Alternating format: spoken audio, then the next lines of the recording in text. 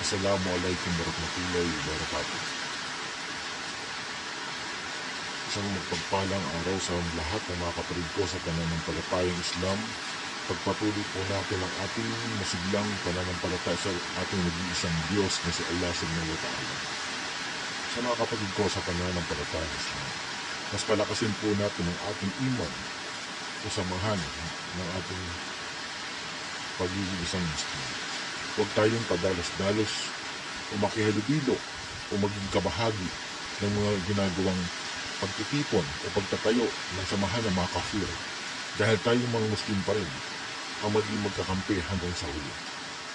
Palawakin natin ang ating reliyon at maghikayat tayo ng mga kafir na para ating maging kasama sa reliyong Islam.